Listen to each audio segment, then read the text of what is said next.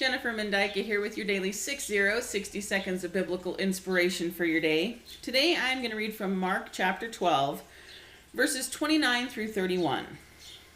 And Jesus answered him, "The first of all the commandments is, Hear, O Israel, the Lord our God is one Lord. And thou shalt love the Lord thy God with all thy heart, and with all thy soul, and with all thy mind, and with all thy strength. This is the first commandment. And the second is like, namely this, Thou shalt love thy neighbor as thyself. There is none other commandment greater than these." So Jesus gave us these two commandments. But these two commandments don't override the 10 commandments given in the Old Testament. These two commandments encompass all of those 10. If you follow these two, you fulfill the 10. But look at what it says. Thou shalt love the Lord thy God with all thy heart, and with all thy soul, and with all thy mind, and with all thy strength. And the second, thou shalt love thy neighbor as thyself. So he takes those commandments and he boils them down to two things. But those two things have one theme. Live by love. And not the love that we know of, the fickle love, the love where you can love someone and then not love someone. You know, we've all heard, I love him, and then 2 days later, I don't know him. Not that kind of love. That godly love, that love that just abides forever. That's the love he's speaking of. And what's really struck me lately is people asking, well, do I have to do that to be saved? Do I have to do that to be saved? Is that really necessary? Is it a heaven or hell issue? And you know, it's hard to say, you have to do this and you can't do that. Because then we border on legalism, where we're living by rules. But the fact is that if we're living by love, if we love the Lord with everything we have, and we love our neighbors as ourselves, then we're living by love. And if you truly love someone, if you are just loving them, do you ever ask, how much is enough? Oh man, I love him, but that's not how love is.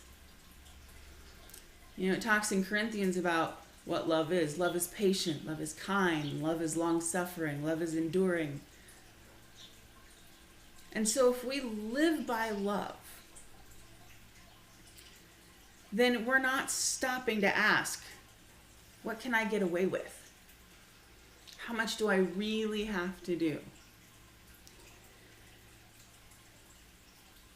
How many of us who are married have asked our husbands, how much can I get away with and still be married to you? I've never asked my husband that because I don't want to get away with stuff. I don't want to do just enough to stay married. I don't want to be just good enough that he doesn't want to divorce me. That's not my goal. I love him. I want to do everything in my power to make him happy because I love him.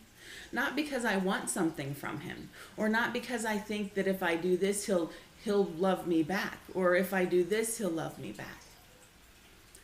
I do everything I can, everything in my power, just because I love him. And we're supposed to love the Lord more than anything else, more than anyone else. But we serve him with this idea of, well, I can just do this much and he'll still love me anyway, so it won't matter. I can get away with only doing this And he still loves me, so it doesn't matter. Instead of having that attitude, instead of thinking, what is the bare minimum that I have to do to please the Lord? Change your mindset. Change your mindset to one of, I love him so much that I can never do enough to show my love. I can never do enough to please him because I love him so much. And I love him so much that I want to do things for him because I love him.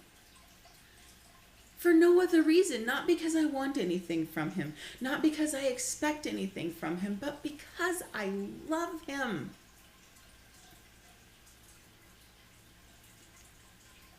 If you truly love him, then the thought of, boy, is this required of me? Do I really have to do this? Should never enter your mind.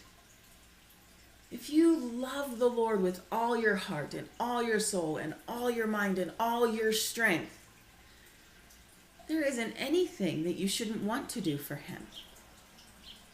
I love him more than anything. I'll do whatever he wants. I'll do whatever I even think might make him happy because I want nothing more than to make him happy because I love him.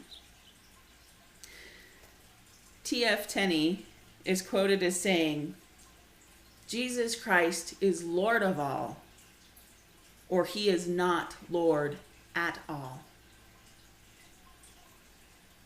Is Jesus Christ the Lord of your life?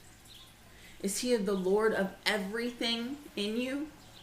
Everything you have, everything you do, is he the Lord of all of that?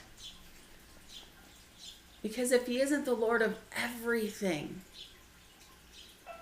then he isn't Lord at all in your life. If you don't love him more than anything in the world, then you need to have a heart check. If you have to stop and think, man, do I really have to do this? Or can I get away with not doing it? Will I still go to heaven if I don't do this? You need to rethink your priorities. Love the Lord with all your heart and all your soul and all your mind and all your strength and all of you.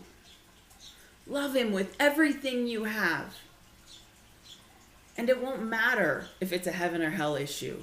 You won't even worry about if it's necessary. Just love him and do everything through your love of God. If you do that, you can't go wrong. If you do everything because you love him, if you read his word and follow his word and follow the prompting of the Spirit because you love him, then you'll be doing the will of God.